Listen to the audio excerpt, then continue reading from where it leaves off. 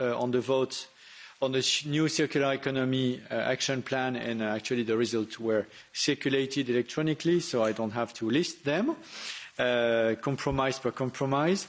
And I suggest we directly move to the hearing with the head, the executive director of the European Medicines Agency, Emer Cooke.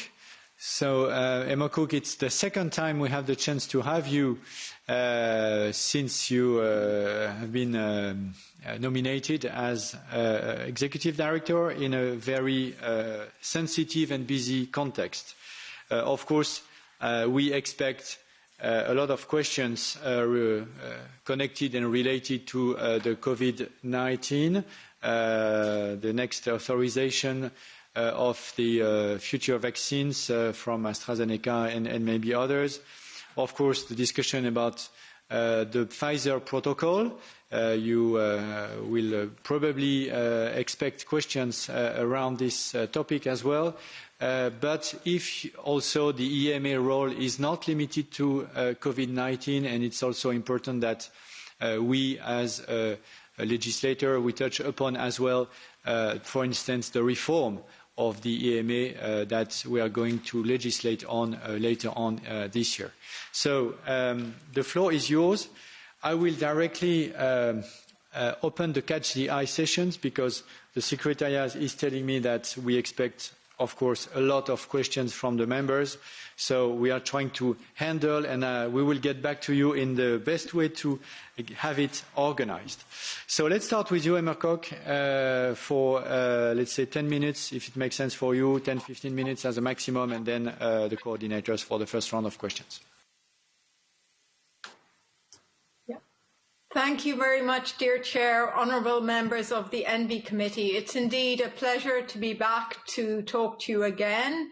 And it's, as you can imagine, it's a very exciting time for the agency. We have a lot of very, very important work ongoing, and I want to update you particularly on the recent developments on COVID-19 vaccines, but also a little bit about some of the other areas that are under discussion for us at the moment.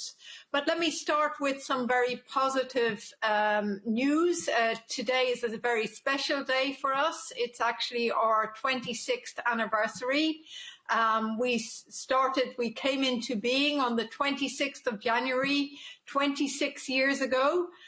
So as I said, it's a very important day for us and a reason to celebrate. And in that respect, I would like to thank and acknowledge the efforts of the EMA staff and the member state experts in our network who have worked with us over these past 26 years. This work has built the agency and brought the agency up to a point where it has been able to play a key role in making vaccines available that offer hope to European citizens with respect to the current COVID pandemic.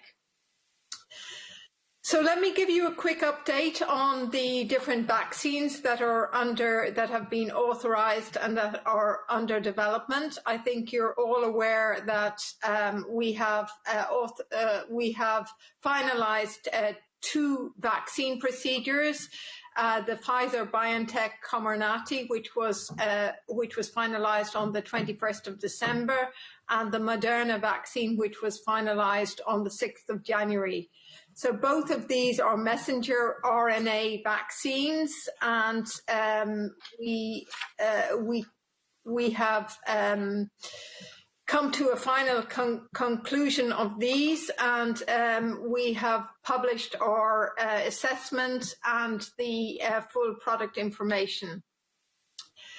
2 further vaccines, one from AstraZeneca and one from Janssen, both vector-based vaccines, are currently under review. We received the conditional marketing authorization application for the AstraZeneca Oxford vaccine on 11th of January, and actually our committee, the Committee for Human Medicinal Products, is meeting this week, and the assessment is currently under finalisation, and we're very much hoping for a conclusion by the end of this week. With respect to the fourth vaccine that we're looking at, this is the vaccine developed by Janssen, and it's under rolling review, and we have not got a firm timetable for its evaluation. We're also evaluating a number of other COVID-19 vaccines, or at least they're under development, and we've been in contact with at least 50 developers so far. And this includes the Russia-developed Sputnik vaccine, which is in the context of a scientific advice procedure. Now, in addition to the vaccines, several therapeutics are also in the pipeline, and we have had interactions with about 180 developers of COVID-19 therapeutics, and some of these are likely to come for EU authorization later in the year. Of course, you know that we have hundreds of thousands of Europeans who've become infected with the virus, and many have become severely ill. So we need therapeutic options that can treat these patients and avoid longer-term health consequences as much as possible. So we also have a continuing program with respect to the authorized vaccines. On the 8th of January, we recommended that the product information on the Pfizer-BioNTech, which is now called Comirnaty vaccine, should be updated to clarify that 6 doses of the vaccine could be safely extracted from each vial, provided that appropriate syringes and needles are used. And this means that the maximum number of doses can be extracted, and we can reduce any residual wastage. The other issue that we're working on with the companies and the national authorities is how to ensure that production capacity can be increased.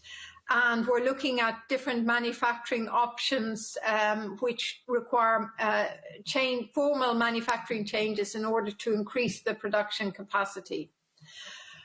I think you're all aware of the problems with supply identified at a European level due to some of the manufacturing issues.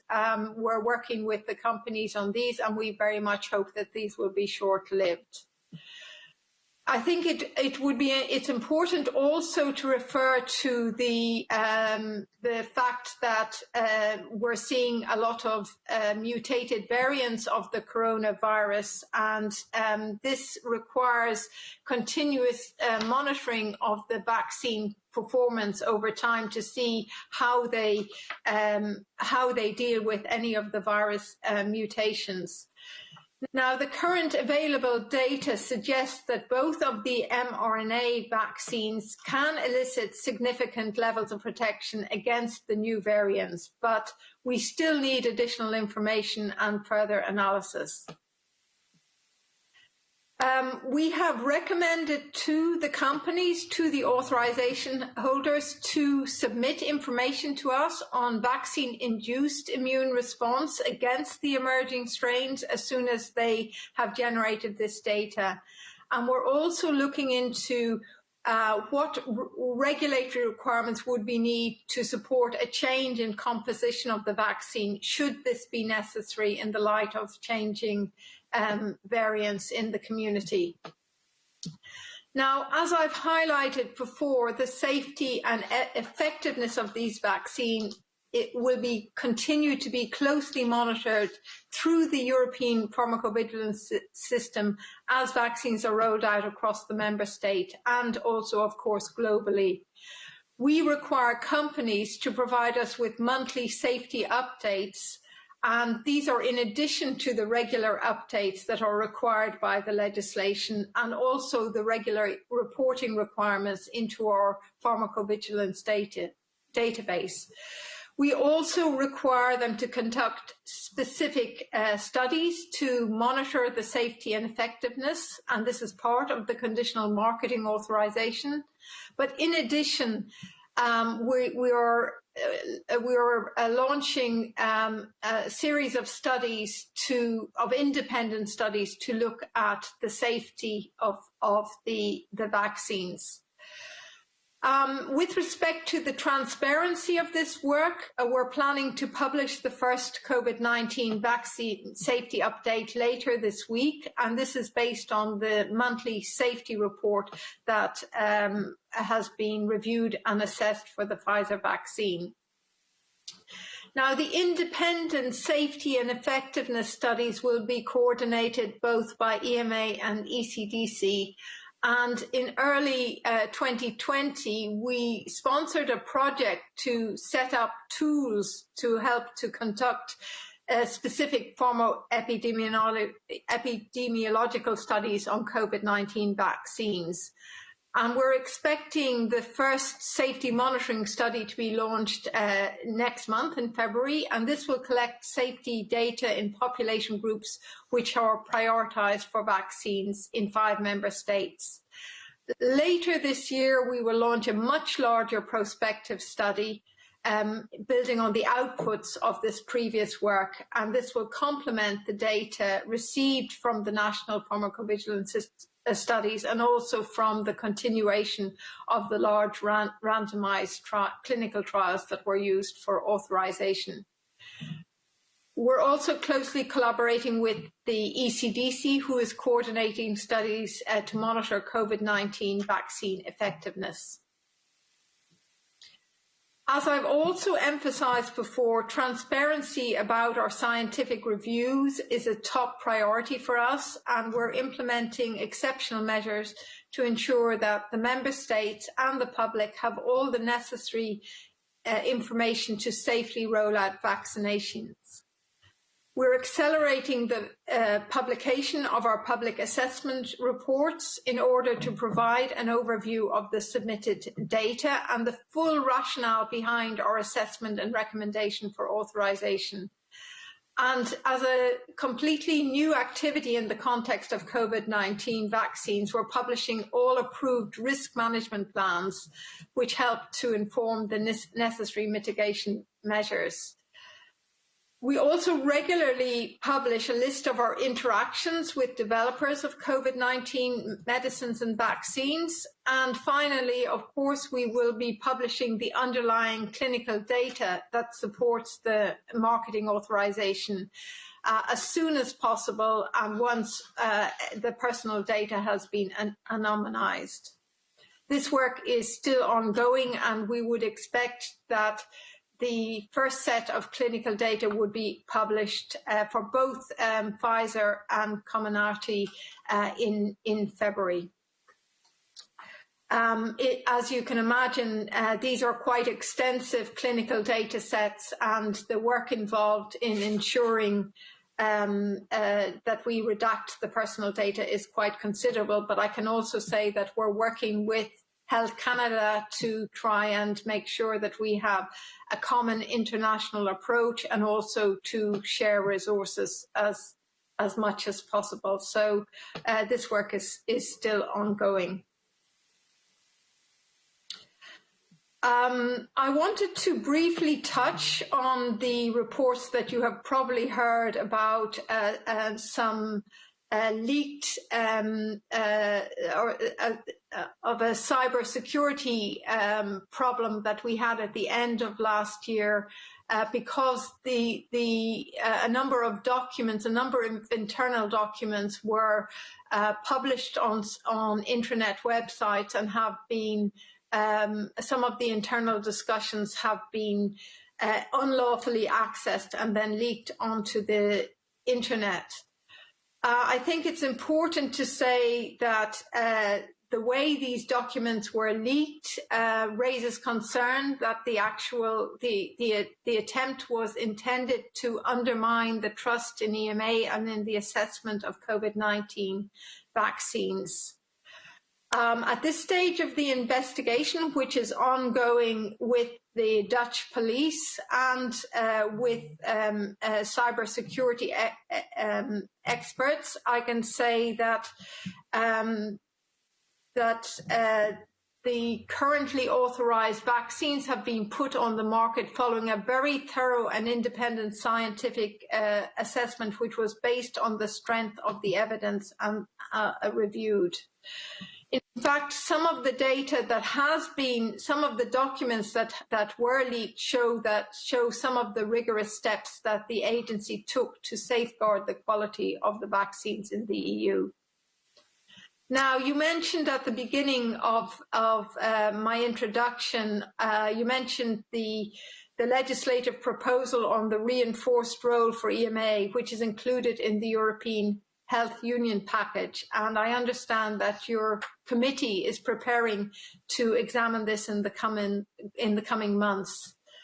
I very much welcome the European Health Union package, which was proposed by the European Commission, because its role is to strengthen the EU's preparedness for crisis situations and response. And it also includes an extension, a possible extension of the EMA's mandate. The Commission's proposal reflects several of the structures and processes that EMA had actually established last year in response to the COVID-19 crisis.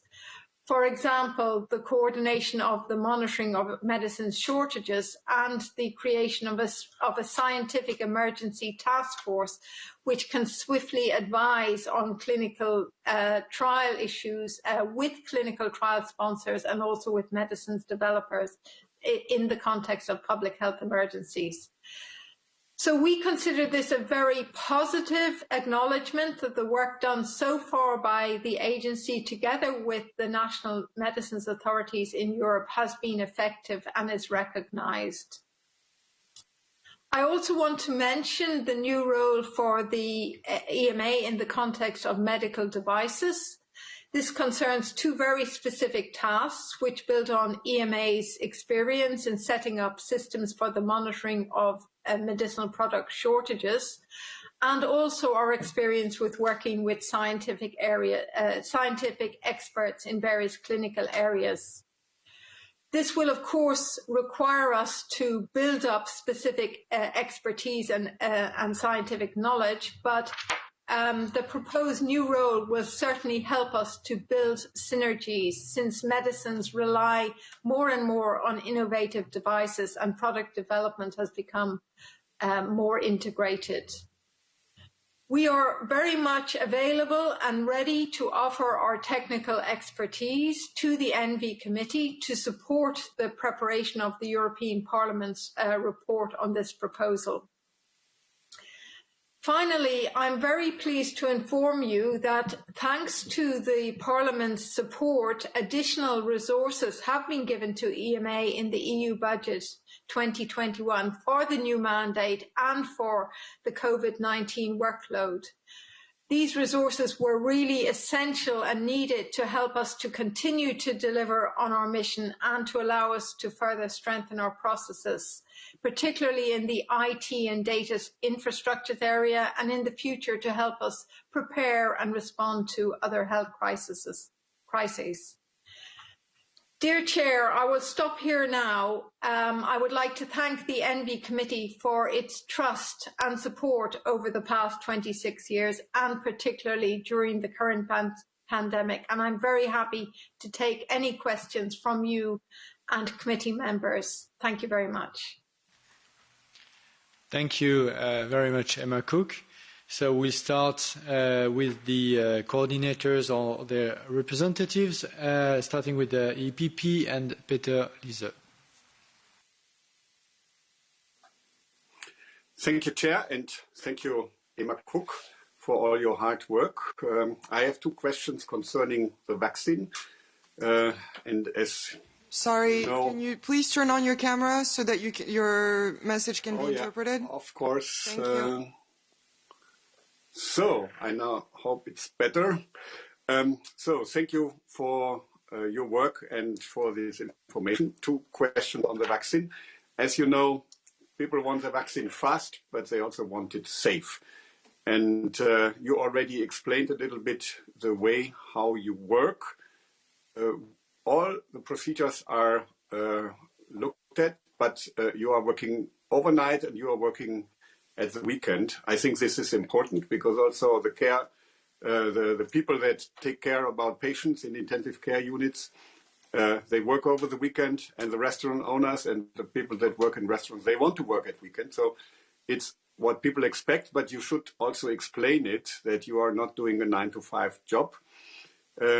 Second question on the AstraZeneca process.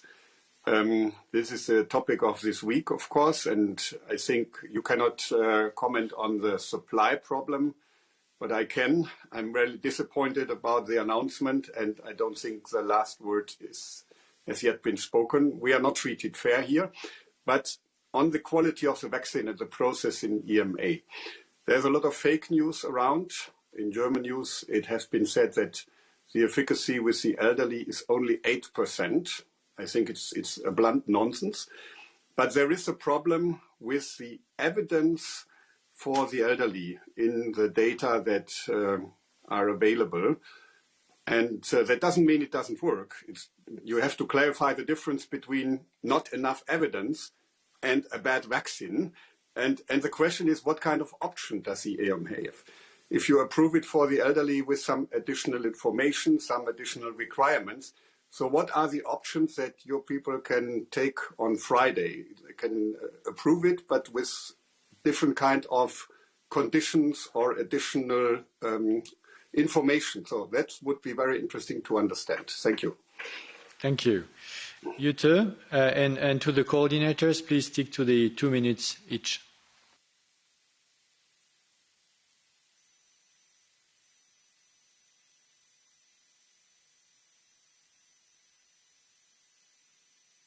We can't hear you. Try removing the headset. Can you hear me now? Yes, Yeah. thank you. It's better? Yes. Is it better? Okay? Okay, thank you.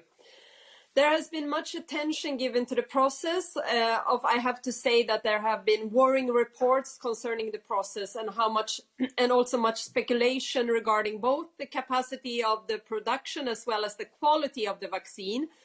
First thing first, we need to wait a few more days for EMA's opinion on this vaccine.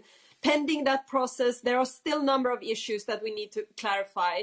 If all requirements are met and this vaccine is eventually giving the green light. It seems, no, I would like also to say that last Friday, the company AstraZeneca surprisingly informed the Commission and the Member State that it intends to supply considerably fewer doses in the coming week. It seems there is a risk that the company will deliver many millions of doses less than agreed with the European Union. This is not acceptable. When the EU pre-finances the development of this vaccine and the production, it is very justified that the EU will also receive what has been argued.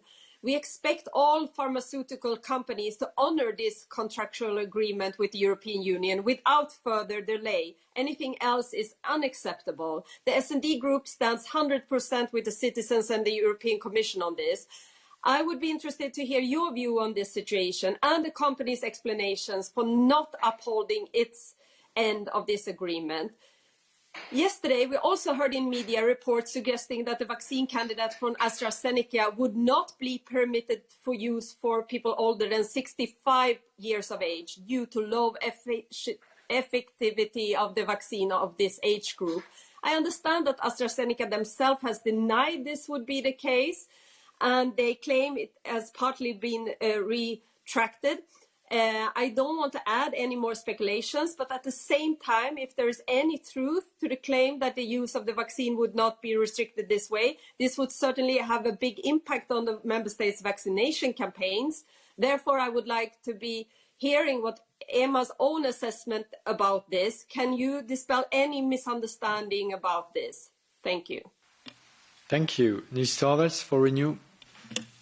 Thank you, Chair, and thank you, Emma, for being with us here. And forgive me for I might be fairly harsh in my words. Don't take it personally, because we all know that you are not the culprit here. But the problem is like this. What the news we have heard during the last 2 days is actually saying that the process of vaccination will be delayed by about 3 months. Authorities in Finland already sent me a message here almost a month ago that I might have, as I said, 75 years old, I might have a possibility to get vaccinated in April or May. Now, this is going to be September. During the first year of COVID, more than 500,000 Europeans have died. If you postpone or delay vaccination with 3 months, that can be translated into a number of dead people, and that number is something between 100,000 and 150,000. So we are actually not speaking about small numbers. We are speaking of a very, very serious problem where somebody has played it in a way that we, the parliamentarians, can't even control what's going on. And this is, as you can understand, not very acceptable. So we need all the information, because we are dancing on the graves with this information we have so far got.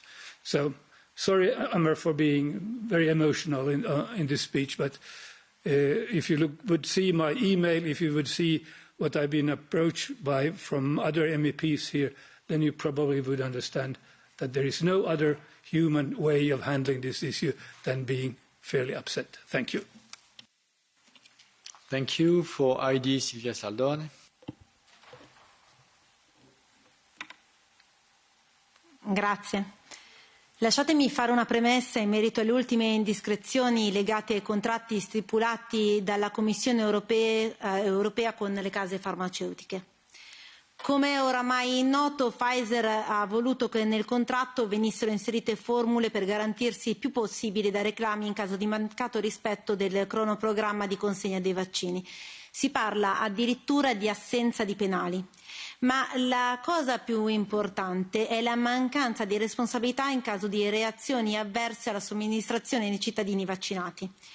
La società, in pratica, si dichiara non responsabile per eventuali richieste di risarcimenti e indennizi, con il risultato ovviamente che saranno gli Stati a pagare in caso di problemi. Mi chiedo e vi chiedo come sia possibile arrivare a questi accordi penalizzanti per i cittadini europei e per gli Stati europei e soprattutto perché sono stati fatti così. La mancata trasparenza di cui chiediamo conto da ottobre è un danno per tutti. Detto questo, il processo di vaccini sta subendo ritardi notevoli. Il coordinamento europeo si sta dimostrando fallimentare, visto che siamo in ritardo nei confronti di tutte le altre aree del mondo, o comunque della maggior parte di esse. Chiedo dunque di spiegare i motivi di questa carenza di vaccini e chiarirci, a questo punto, i tempi per la vaccinazione. In Italia gli over 80 già rischiano 2 mesi di ritardo sulle vaccinazioni, insomma è francamente inaccettabile. Intanto si moltiplicano le varianti del virus, abbiamo quella inglese, quella sudafricana, quella brasiliana, eccetera, eccetera. Potete gentilmente rassicurare sul fatto che i vaccini esistenti e approvati siano realmente in grado di coprire anche dalle diverse varianti? Grazie. Okay, thank you, and please focus on questions that are in the remit of the EMA if you want to have answers to your questions. I will move to the Greens and TMS. Thank you very much, Mr. President. Dear Mrs. Cooke, I have 3 questions, and I will start with the one on transparency. First of all, I would like to welcome the EMA's effort towards making the process of COVID-19 vaccines and medicines authorization more transparent. You tried to collaborate with us members of the European Parliament, and we thank you for that. However, EMA had said the clinical trial data would be published after marketing authorization was granted. But the data from Pfizer-BioNTech vaccine are still not published, nor for the Moderna one. Transparency is key in building trust with citizens. No further delay is therefore acceptable. So when I heard well, you said that you will publish the raw data for the authorized vaccines in February, right? Even the scientific community has so many questions that this is a key issue, really. My second point, which is related, regards the additional studies the EMA says it has requested from the vaccine manufacturers for specific population. Do you have more data now on the safety of the vaccine for children, for example, for pregnant and lactating women, and for people with specific conditions such as chronic diseases? These populations are more at risk and should therefore be given priority when it comes to vaccination, but they need more information on how the clinical trials included them. We are talking here about millions of EU citizens. So could you please update us on that? Also, have you requested more data from the start for these specific populations groups for the other vaccines to be assessed? My last point, very short, will be on the sterile immunisation.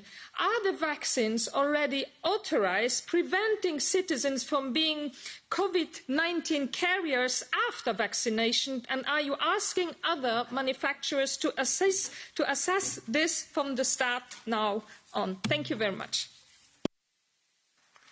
Thank you. For ECR, Joanna Kopczynska.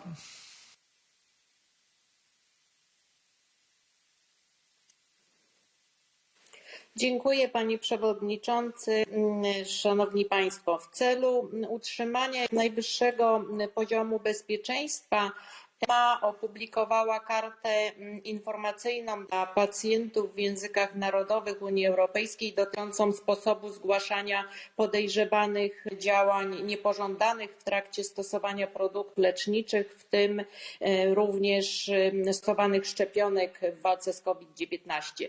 Zgłoszenia podejrzewanych działań niepożądanych leków, w tym szczepionek dopuszczanych do obrotu na terenie Unii Europejskiej, są publicznie dostępne za pośrednictwem witryny przeznaczonej do zbierania zgłoszeń o podejrzewanych działaniach niepożądanych. Chciałam zapytać, w jaki sposób agencja zamierza monitorować ambitnie wyznaczony cel dotyczący raportowania ewentualnie wszystkich podejrzanych skutków ubocznych, nie tylko dotyczących samego przyjęcia szczepionki, ale również niepożądanego efektu innych leków, zwłaszcza wśród pacjentów z COVID-19. I krótko chciałam zapytać w kontekście szczepionki Johnson & Johnson, która prawdopodobnie w lutym dopuszczona zostanie do obrotu, jak słyszeliśmy z ust pani komisarz praw zdrowia. Szczepionka ta opiera się na instrukcjach genetycznych wirusa dotyczących budowy białka kolca, ale w przeciwieństwie do innych szczepionek już wcześniej przez Państwa wspomnianych, które przechowują instrukcje w jednoniciowym RNA, szczepionka Bostona wykorzystuje dwuniciowy kwas dezoksyrybonukleinowy DNA. Jak wyglądają obecnie rozpoczęte w agencji przeglądy etapowe tejże szczepionki? Na ile zainicjowane przeglądy etapowe różnią się od przeglądów etapowych wcześniej puszczonych szczepionek z uwagi na zupełnie inną technologię, w tym przypadku wykorzystującą w swych preparatach adenowirusy? Bardzo dziękuję za uwagę. Thank you, and we move to the left and Mick Wallace. Thanks very much, Pascal. Hi, Emer. Listen, many people are frustrated about the speed of the EMA's approval process in comparison to the UK regulator, even though the EMA approval time has been cut from a year to just a month. The EMA is currently using the conditional marketing authorisation process to approve COVID vaccines. While the conditional marketing authorisation is already an accelerated process, there has been calls for the EMA to speed up the process. We know that the EU legislation permits member states to avail of an emergency use authorisation, but it's rarely used, mostly because liability shifts to the member states. The UK regulator is using this emergency use authorisation, so the UK is proceeding faster than us. Now, I have 4 questions that do relate to your remit, Emer. Number 1, does the EMA's conditional marketing authorisation require higher safety and efficiency standards than the UK's regulator's approval process? Number 2, when approved the Pfizer vaccine in December, the UK regulator at the same time approved a gap of 84 days between doses. The EMA's approval is based on a 21-day gap. Do you foresee the EMA approving anything like an 84-day gap, or might the EMA approve a gap greater than the 21 days? Next, the AstraZeneca vaccine was approved by the UK regulator on December 30th. Yet, AstraZeneca only applied for approval to the EMA on January 11th or 12th. Can you explain this delay? For example, does the EMA demand more complete or higher quality data than UK regulator? And lastly, you were the chair of the International Coalition of Medicines Regulatory Authorities. The UK regulator is a member of this coalition. Now, I heard you on a webinar recently, and you said we are in weekly, if not daily, interaction with the UK regulator. What contact has the EMA had with the UK regulator in relation to COVID vaccine approval? Thanks, Emer. Thank you. Emer Cooke, the floor is yours for 10 minutes for your answers. Yeah. Okay, so thank you very much. Some very interesting and important questions, and some of them, I'm afraid, are really a little bit outside the remit of EMA, but I will certainly address all of those that are within our remit. So let me start with the questions on how hard we're working. I can assure you that my colleagues who are involved in the COVID-19 vaccine process are working around the clock, and the rapporteurs and co-rapporteurs in the member states are working around the clock. It is not unusual for me to open my emails and see exchanges of emails at 4 o'clock in the morning or at midnight in the evening. At the moment, the committee is ongoing, and it's ongoing from the early hours in the morning until late hours in the evening, and still they have to do additional work after the meeting's finished. So really, our staff, my own staff, and the staff in the member states, the experts who are leading the assessment process, are working as hard as they can to make to deliver a robust and scientific review for the European patients. I wanted to talk about the issue of the problems with the availability and the production, and this, of course, is outside our.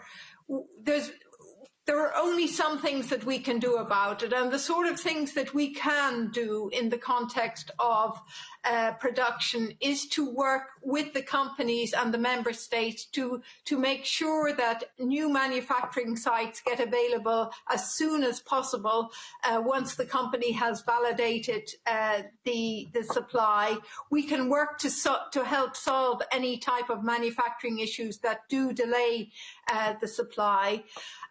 But we don't have an agreement with the companies as to the specific supply for Europe, but the Commission is working on this, and you will have seen how seriously these delays are taken by the European Commission, who is well placed to have these conversations with the company. From the EMA perspective, we will do everything we can to facilitate additional production from a scientific and regulatory perspective. I wanted then to move to the question on the AstraZeneca vaccine and the availability of data in elderly populations. And the first thing I would like to say is that the studies that were done that have been included in the file so far have a very small quantity of elderly populations, and this is what is being discussed in the media at the moment. But our scientific committee is looking at the totality of the data to see what that data means in terms of the populations that were studied and what could reasonably be expected in populations that maybe have not been studied yet. And this is a normal process in relation to any vaccines. We have to weigh up, we have to look at the data that's there, look at the science behind it and what we can expect that data to mean. Now, Peter Lisa asked about the various options that are available to us. So the committee can decide to approve this vaccine depending on what they see the strength of the scientific data. So they could decide, and I'm not going to prejudge any decision because this is a scientific and expert discussion that is ongoing, but it is possible to conclude an authorization that would focus on a particular age group, or it's possible to conclude for a wider age group. Again, I think the importance for us is to be very transparent about what data has been seen, what evaluation has been made to come to a conclusion on whatever the decision will be, and why we are confident that this is the right decision. And that is what our committees are working on at the moment. I want to also then move on to the question of the additional trials in populations that weren't studied during the initial clinical trials. So first of all, let me stress that for the 2 messenger RNA vaccines, both data sets include between 30,000 and 40,000 subjects. So it's a very large data set for a vaccine study.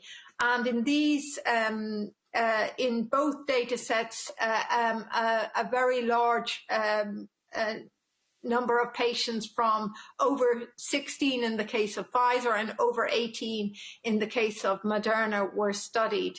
But it is true that the vaccines were not studied on pregnant women. For the moment, there is no reason to assume that these would not work in pregnant women. The data from the animal studies is very reassuring, but the studies have not been done in pregnant women, and we will need additional studies from the company to really make a conclusion in this population. And the same, I would have to say the same for children. Part of the requirement that we put on the obligations that we put on the companies is that they will study, they will continue to study the effects of these vaccines in children. And there will be a progressive rollout to children starting at the older age groups and moving on to the younger age groups.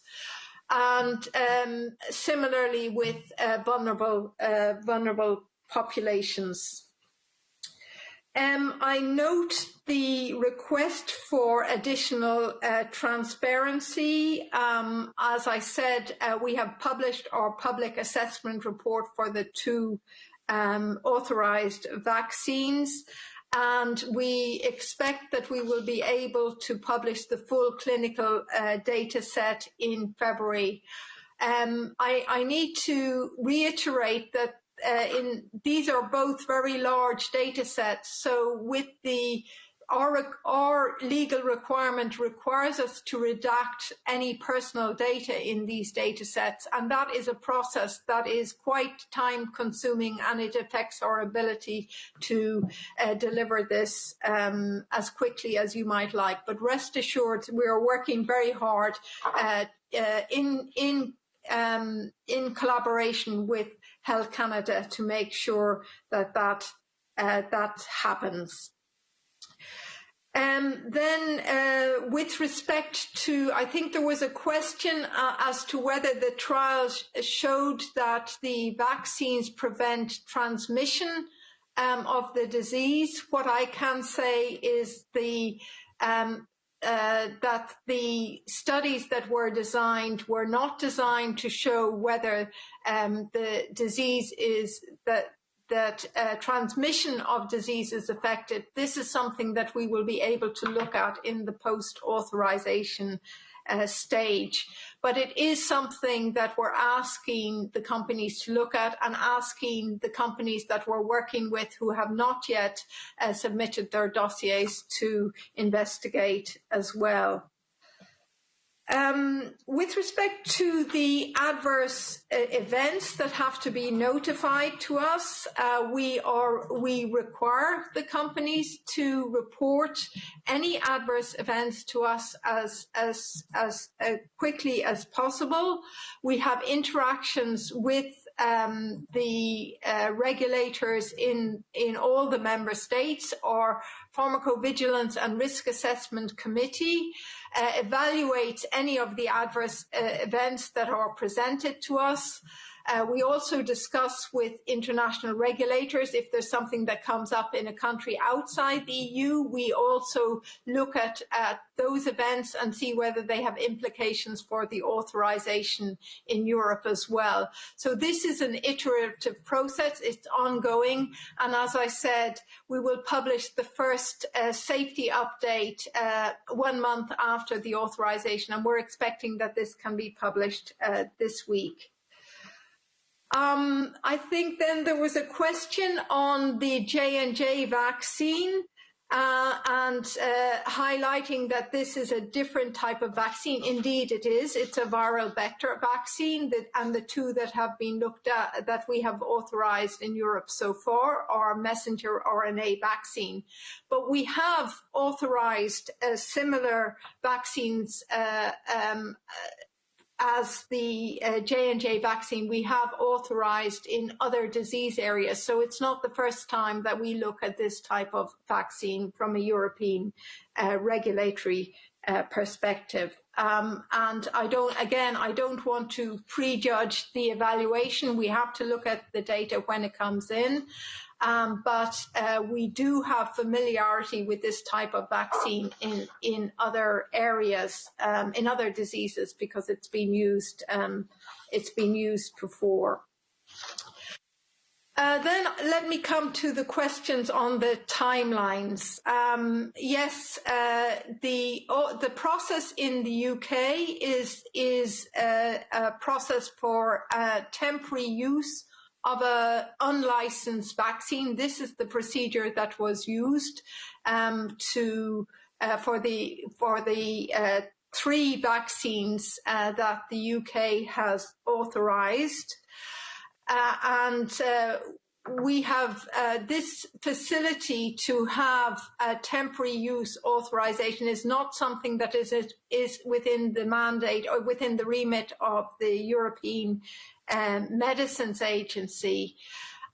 We have been discussing with the member states, and we have listened to member states as to what the appropriate mechanism for in emergency situations, and we are confident that the process behind a conditional marketing authorization provides a robust scientific review that can be relied upon in all the 27 member states. The conditions and the criteria that we use for the evaluation of the conditional marketing authorization are the same conditions that we would expect for any vaccine. The only difference is that we can allow some additional data to be provided post-authorization. So particularly on some of the production facilities, some of the additional studies that we would like to see, we allow them to be performed as a specific obligation for the company post-authorization. With respect to the data, the interval between the doses, the intervals that we include in our product information are the intervals that are studied in the clinical trials. So we are able to conclude, to make a judgment based on the data that is provided to us. And in the case of the Pfizer vaccine, this was 21 days between the first dose and the second dose, and there was some interval, I think it was between 19 and 42 days that they saw in the clinical trials. In the case of Moderna, it was a 28-day interval, and there was some variability. But we have to authorize on the basis of the data that is submitted to us and what the trials show. With respect to the requirements, I think we can be confident that the requirements that we in Europe require for a conditionally marketing authorization make sure that this is a robust process that can be valid throughout the European Union. It is true that the AstraZeneca vaccine was given a temporary use authorization in the UK before it was submitted in the EU. And this is a reflection of the additional data that is needed, the robustness of the data that we would expect. In fact, we're still receiving data as we speak on the AstraZeneca vaccine. There are still trials ongoing, and we had a significant amount of additional information submitted shortly after the marketing authorization application was formally submitted to us on January the 11th. So we have, there is additional packages of information coming in all the time that is helping us to understand better how this vaccine performs. And then finally, I think the question was with respect to our collaboration with international regulators, in particular the UK regulator. And I can certainly assure you that we're in close contact with international regulators. In fact, prior to the final agreement on the Pfizer vaccine, and I think you will recall that there were some reports of allergic reactions following the Pfizer vaccine in the UK. We had discussions with the UK authorities about those reports. We took those into account in the evaluation at a European level. So we are in regular contact with the UK regulator, as well as with other regulators, including FDA, Health Canada, Japan, etc. And a number of regulators have actually participated in our evaluation process. So hopefully I've addressed oh, sorry, and you did ask about the variants, and of course I mentioned this in my opening remarks because of course it's an issue that's on everybody's mind at the moment. How will the vaccines react to the new variants? So what we've, for those vaccines that are already authorized, we've asked the companies to look at the effect of the new variants on the performance of the vaccine. So far, this has been in vitro studies, and the initial indication is that these vaccines will continue to be effective against at least the UK variant. I think the South African variant is more complicated, and we need additional work to determine the efficacy of these vaccines in those populations.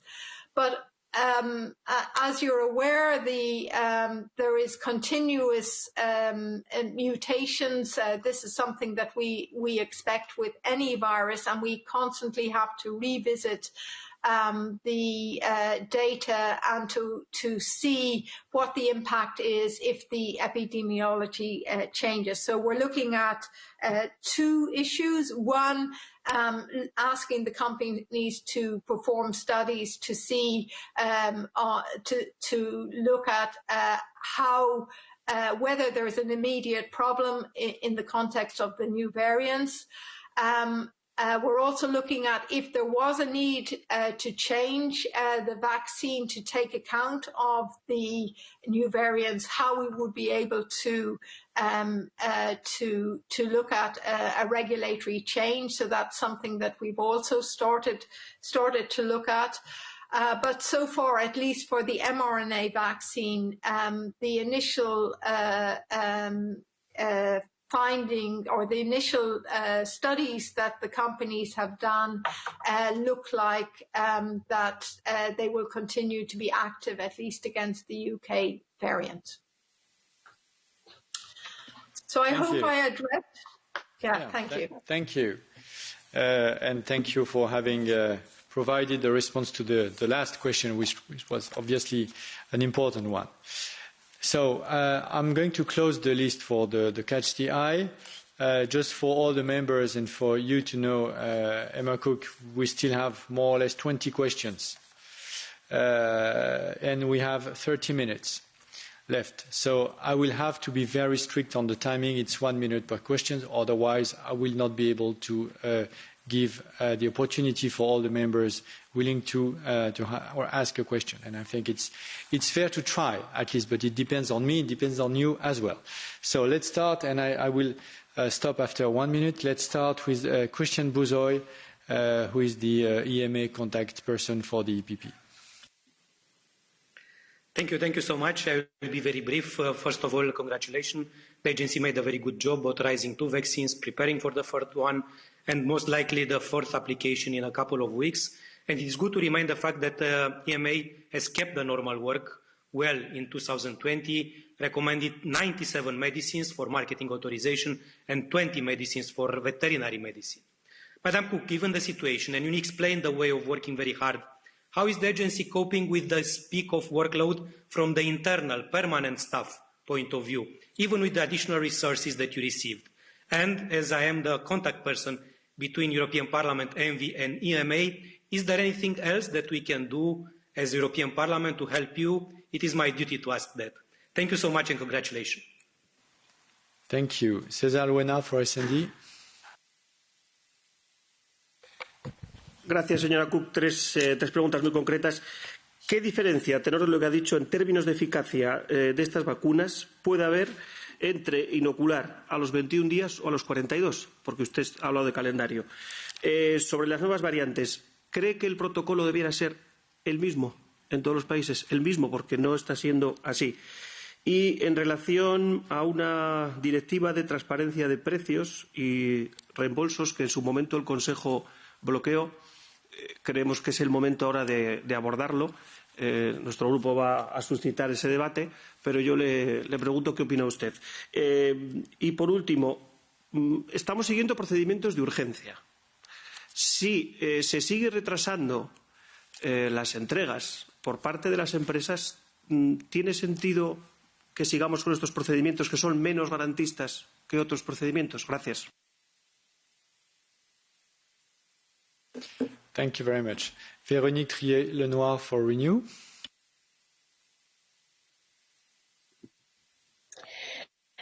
Merci, Monsieur le Président. Madame la Directrice, votre agence est sous les feux de l'actualité. Nous voulons vous réitérer ici tout notre soutien dans vos actions et dans le renforcement de cette agence. Alors, vous avez déjà eu et vous aurez encore beaucoup de questions sur les vaccins. Eh bien, moi, je ne vais pas vous parler des vaccins. Vous avez fait allusion tout à l'heure au traitement du Covid qui permet de diminuer la mortalité et la durée d'hospitalisation des malades. La compagnie américaine Eli Lilly a présenté aujourd'hui même le résultat d'études qui montrent que la combinaison de 2 anticorps monoclonaux permet clairement d'améliorer la situation.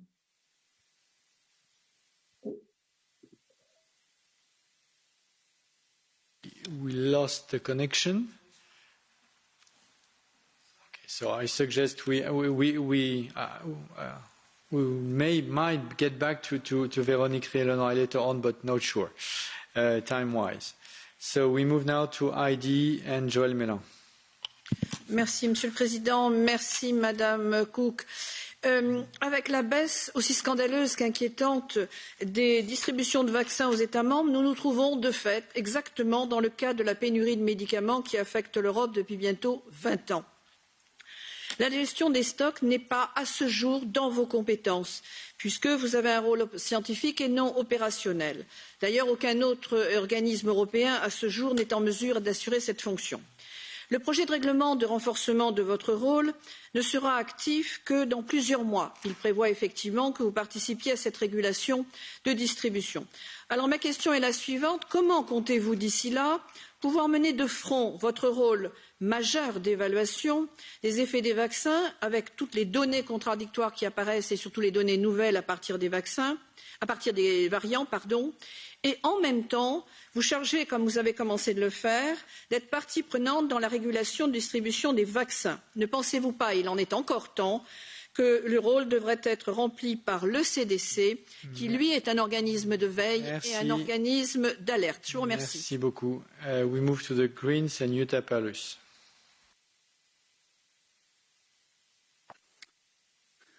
Thank you very much for being with us today. I'll be very brief. I would like to know whether Pfizer is sharing with you the data which they acquire from the ongoing vaccination in Israel. Secondly, do you also look at other methods apart from dexamethasone, which is listed on the EMA's homepage, which could be used as treatment for COVID-19? And thirdly, is there a difference between the specification of the vaccine of AstraZeneca as they supply to the UK agency as opposed to supplying to the EMA, which might be a reason for AstraZeneca saying they cannot deliver to EU? Thank you. Thank you. We don't have any speakers for ECR, so we move to the GUE and Madame Konieczna.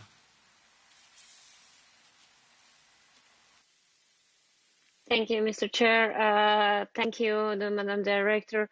I want to do a short question, I think.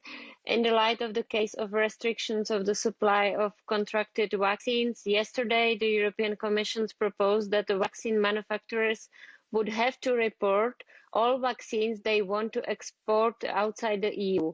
Will the EMA be involved in this somehow? Do you have any idea to whom manufacturers will report these exports? And my second question is, as deliveries from different companies becomes more and more delayed, the question increasingly arises as to whether vaccines from different manufacturers can be combined.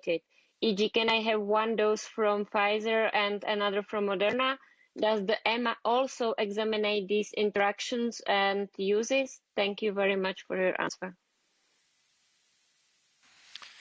So we are back to the EPP and Edina Dodds. Thank you, Chair. And first of all, thank you, Madam Director, for your work and the work of your colleagues. EMA received the application for conditional marketing authorization of the vaccine AstraZeneca, and based on the latest information, Russian authorities have also filed the registration for the Sputnik V vaccine last week. And my question is that when can we expect any kind of decision regarding the authorization of the Russian vaccine? And can we receive the decision concerning the AstraZeneca by the end of the month? And is EMA expecting the submission of marketing authorization requests from other companies? Thank you very much. Thank you. Nicolás González Casares for SND. Gracias, presidente. Gracias también a Emer Cooke porque el gran trabajo que está haciendo la EMA, la presión que está soportando, y decirle que soy el reporter del reglamento de refuerzo del papel de la EMA ante las situaciones de emergencia. Directamente a las preguntas. ¿Tienen noticias sobre la inmunidad creada por las vacunas ya aprobadas por la Unión Europea en otros países, como puede ser Israel, que va por el 30 o 40% de vacunación? Sanofi ha desistido de fabricar la vacuna, era una de las que teníamos acordadas.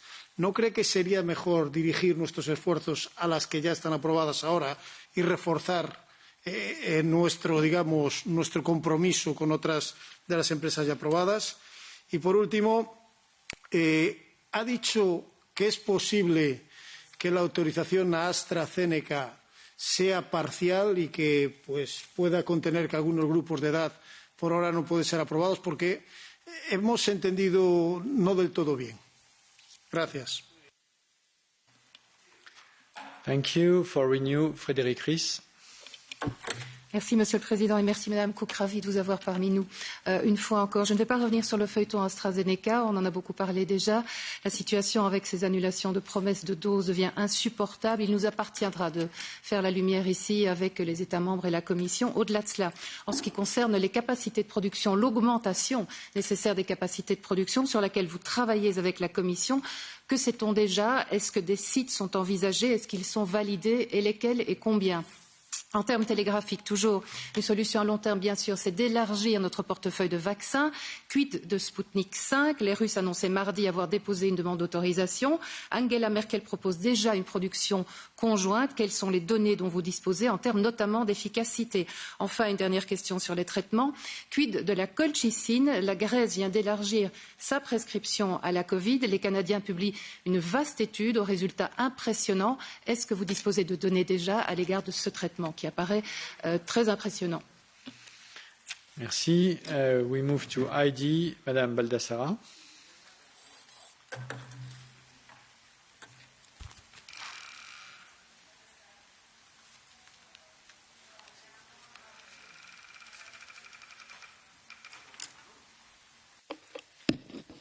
Ms. Baldassare, can you hear me? Can you please turn on your video and your microphone?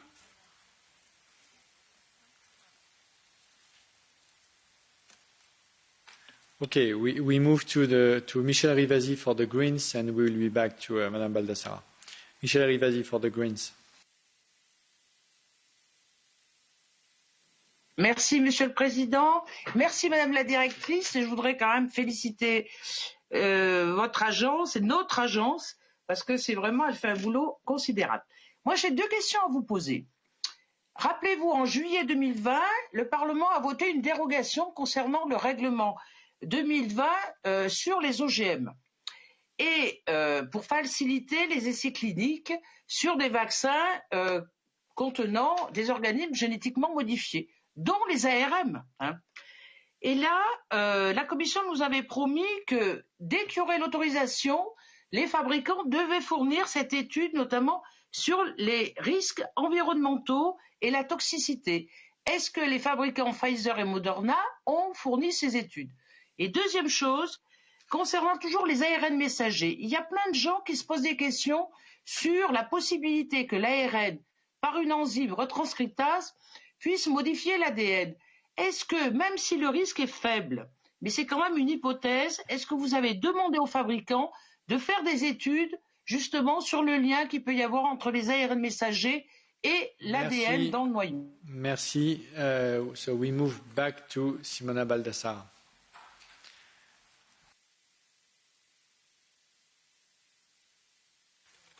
Ms. Baldassare, can you please press the speak button just once? Mi sente? Sì, signora, la sentiamo e la vediamo. Se può, per favore, schiacciare sul bottone speak una volta sola. Mi sente? Sì. Eccoci. Grazie Presidente, scusatemi per questi inconvenienti.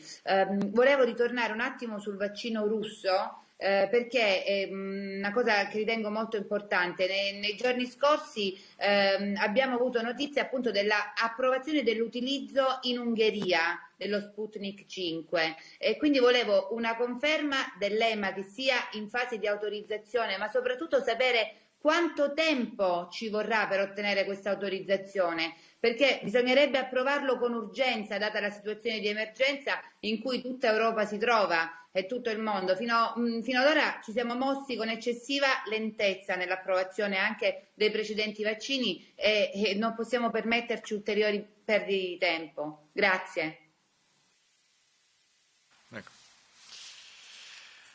For EPP, Madame Glavac.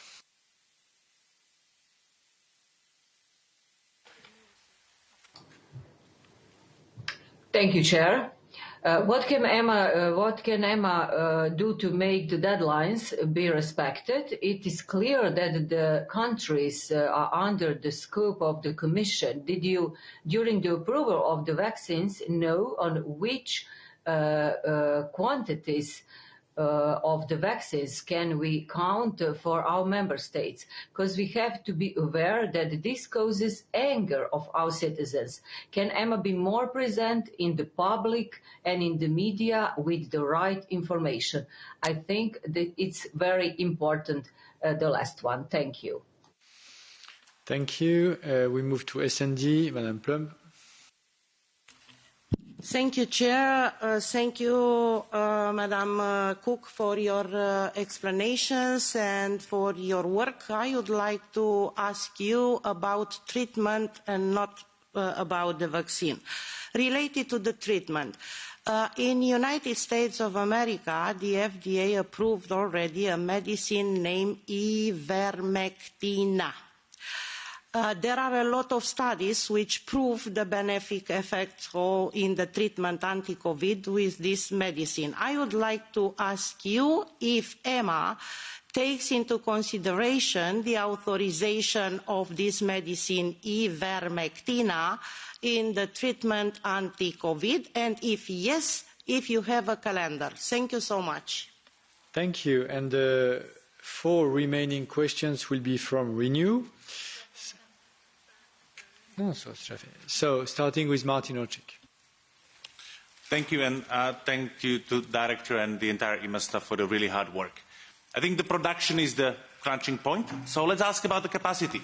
So I would really like to know how many vaccine production sites have been so far assessed and how many are currently being assessed by EMA for the authorized vaccines plus AstraZeneca, and what is their projected monthly output in terms of the number of doses. Are you aware of other production sites in the EU that could be utilised or licensed and are not being submitted for consideration? On the therapeutics, some of them have been mentioned, but I would like to hear an overview. So if you could provide us with the more details on the most promising, from your point of view, therapeutics being considered, including their names, and what is the timeline of approval expected, or when will you consider them? And last but not least, on the alluding 6th dose from Pfizer, I would like to know if this has been already cleared, and from your point of view, if this has been approved, and you kind of now count that by default there are 6 doses in one of the bottles. Thank you very much. Thank you. Chrysoula Zakharopoulou. Merci pour votre travail, Madame Cook. J'aimerais vous demander, comme ma collègue, concernant les anticorps monoclonaux. On a vu qu'il y a un essai qui montre qu'ils peuvent protéger d'une infection et être une alternative au vaccin. On voit que le gouvernement allemand a acheté 200 000 doses de ces traitements et pour 400 millions d'euros. C'est le premier pays à le faire dans l'Union européenne grâce à une autorisation d'urgence, alors que l'EMA n'a pas encore donné son feu vert. J'aimerais savoir, que pensez-vous de cette procédure accélérée? Quel est le statut de l'évaluation de ces traitements à l'EMA et quand sera-t-il disponible dans l'ensemble de l'Union européenne? Merci. Jan Huitema. Yes, thank you very much, Chair, and thank you very much for being here, Emma. I have a question.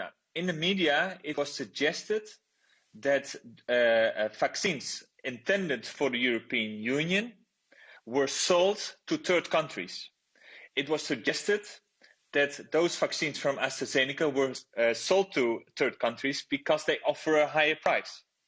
It was also suggested that AstraZeneca on purpose delayed the submission of their vaccine to EMA in order to have a longer window to sell their vaccines, not to the European Union, but to other countries outside the European Union, for example, the United Kingdom.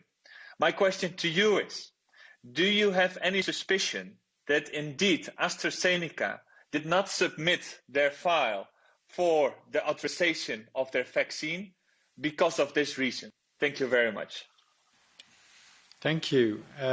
María Soya Rodríguez Ramos. Gracias, presidente.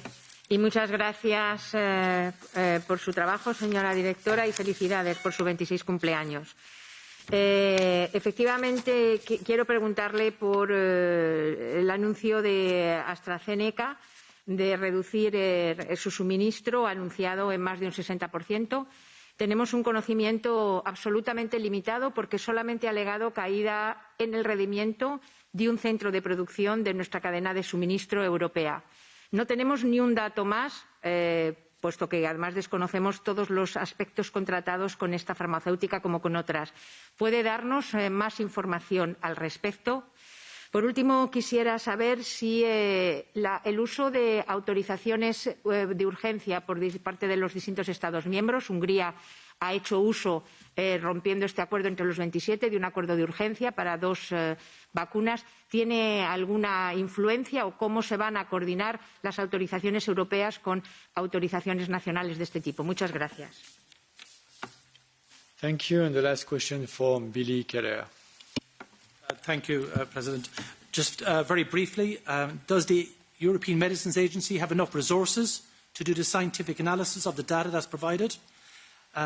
Why are they behind in terms of announcements for authorisation vis-à-vis other internationally recognised authorisation bodies?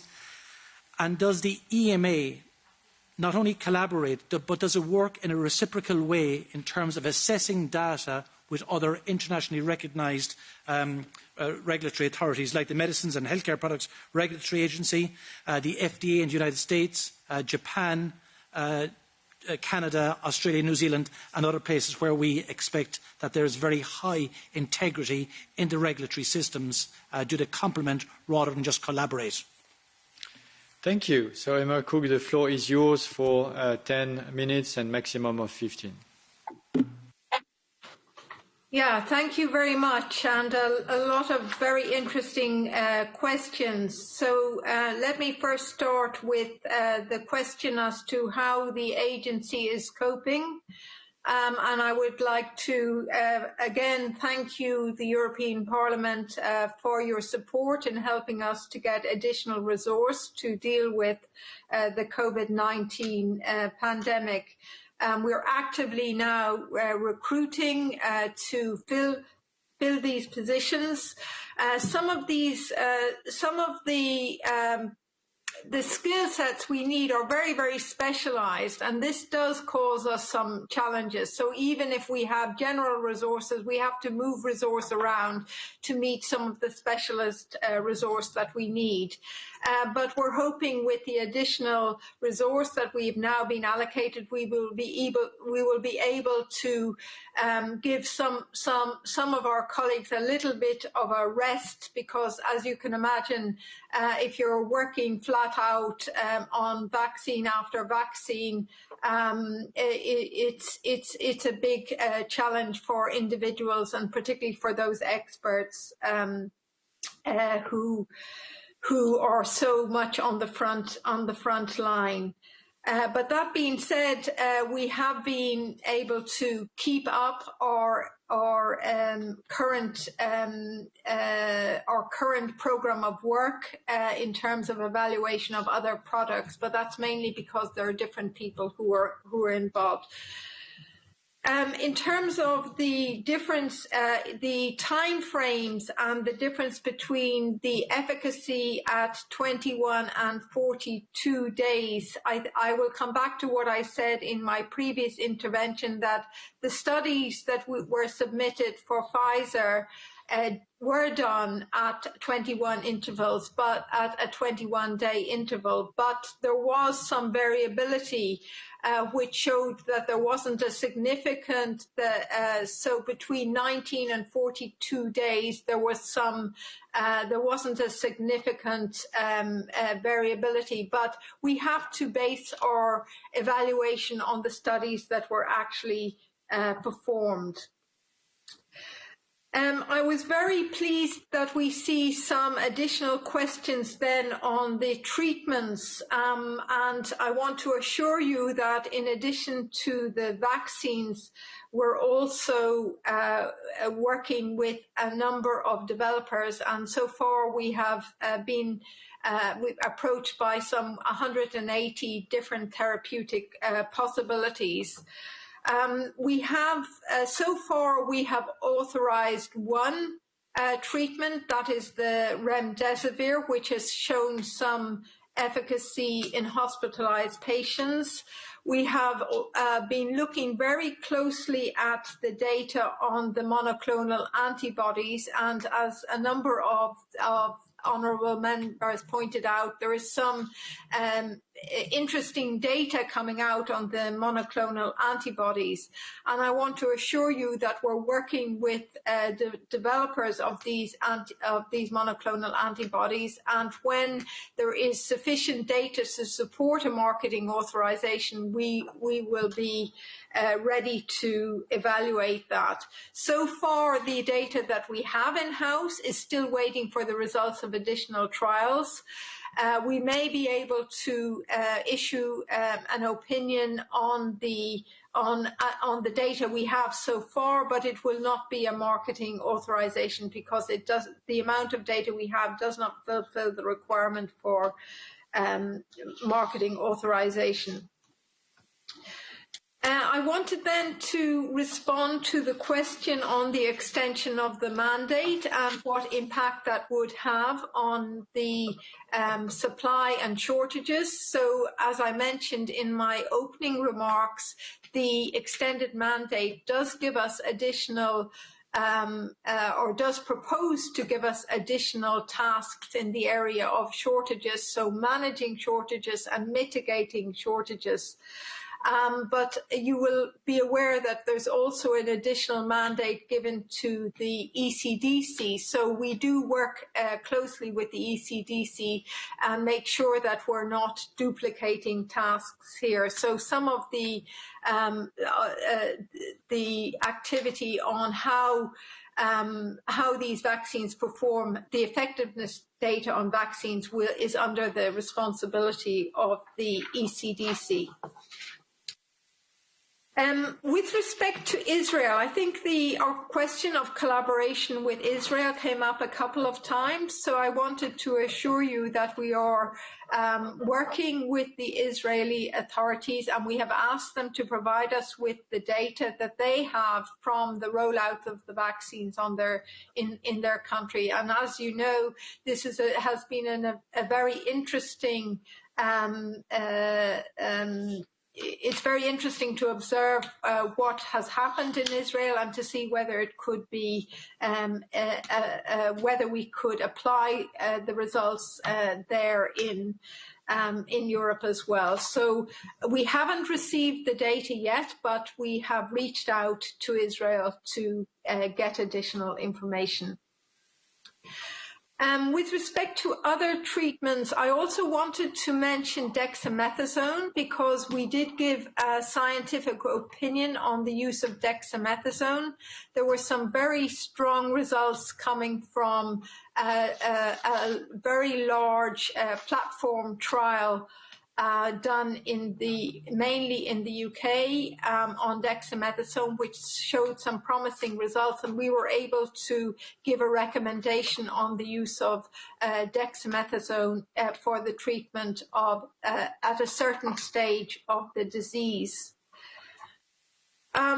With respect to AstraZeneca, I was asked about the possibility that a difference in specifications would be the reason why they would have submitted later to EMA rather than to the UK.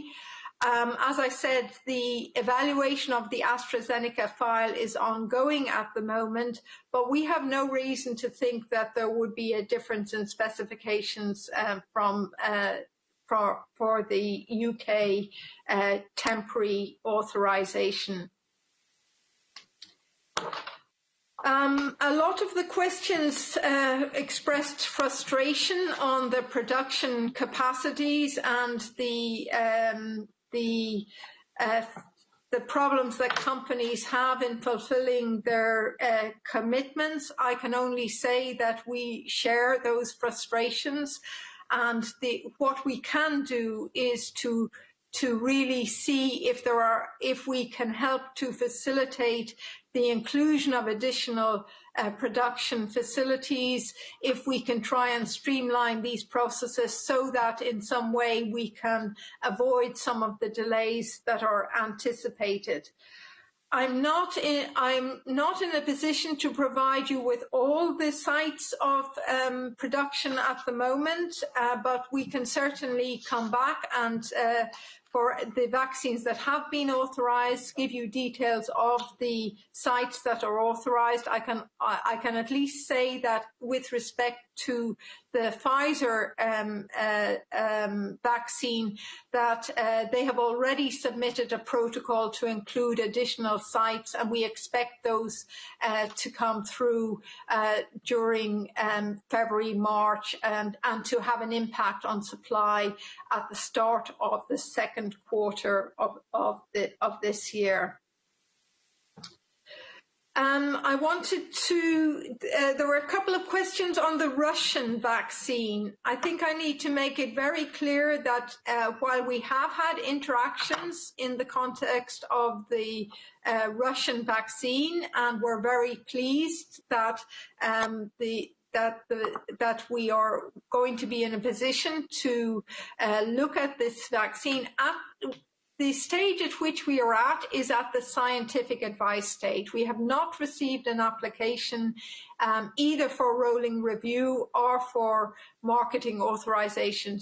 But we are in discussions with the company who is responsible for this vaccine, and they have raised a number of questions with us in the context of scientific advice, and this will obviously shape how the evaluation could go forward in the future. There were some questions on some new data on, I think it was ivermectin and colchicine. We are constantly monitoring any new data that comes available that would have promise on the prevention or treatment of COVID. And we are, where any studies have been performed, we're in contact with the regulatory authorities so that we can take advantage of any assessment that they have done.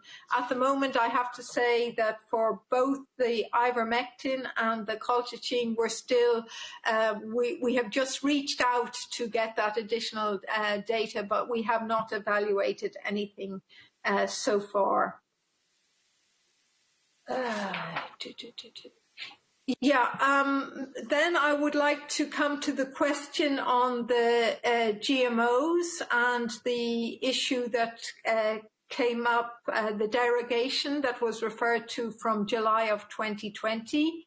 First, let me clarify that the GMO legislation is not applicable to the Moderna and the Pfizer vaccine. It is applicable to the AstraZeneca vaccine, and we have been assured that AstraZeneca has submitted the necessary information in the context of the GMO legislation. So even if there was an initial derogation, this has now been fulfilled.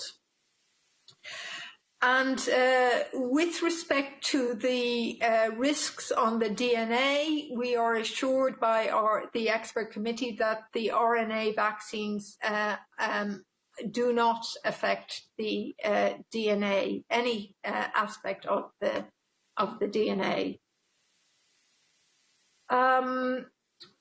I was asked about what EMA can do to be more present in the media with additional information on production capabilities and capacity. This is something that I think we should definitely look at for the future. It's not part of what we normally would require for a marketing authorization, but of course it is an integral part of the discussion when you look at the rollout of vaccines. So we work very closely with the European Commission here. We do request capacity information from the companies. It does help us to do the evaluation, and it's something that I think if we could, it would be valuable indeed to make sure that we do have this information and we can be more present in this debate. On the question of the 6 doses, I can assure you that we evaluated some additional data from Pfizer. Initially, as you know, Pfizer was authorized for a 5-dose. They submitted information on how how you could extract additional doses from the vial. This depends on the availability of specific syringes and needles, but in the case when these needles and syringes are available, we are confident, and we have approved we have approved the vial as a 6-dose vial, provided that appropriate syringes are available. I find it difficult to speculate on the motivation behind submission or non-submission to the European Medicines Agency. What I can do is assure you that we work very closely to try and make sure that the company submits to us as soon as we're confident that the data that they have can support a marketing authorization. And because we are committed to a scientific and robust evaluation of the data. Then we had a question on the use of emergency temporary authorizations by different member states. This is something that is the prerogative of member states. They take this decision based on the particular benefit, risk, and emergency situation in their territory. And we will. This is not something that EMA gets involved with, but we would certainly liaise very closely on any possible rollout in this context. And then finally, if I could address the issue of working with international partners. We do work very closely with all the authorities that were highlighted. Let me highlight a project that we have initiated, and this is a project called Open, where we actually invite regulators from outside the EU to be involved in our scientific assessment. And so far we have had interest from Australia, from Canada, Health Canada, and from Australia, Health Canada, and from WHO and from Japan, and they are participating in our scientific review. So it goes beyond a complementary arrangement. It really, in the context of our open project, we're actually collaborating and allowing the participation of experts in our review process. Thank you. So thank you for your precise answers, and I would like to reiterate the support of the European Parliament and the support of the ENVI Committee to your work, to your team, and to your decisions. And you can count on us to try to stay on that line, avoiding rumors, avoiding fake news, avoiding overreaction, but always wanting transparency on data, always wanting to have fact-based answers from the various European authorities, including yours. I think that's the role of the European Parliament here. Thank you for that. Thank you, Emer Cooke. And we are going to switch to the next agenda item, and I will hand over to Vice President Bas Eickhout for the remaining part of the session.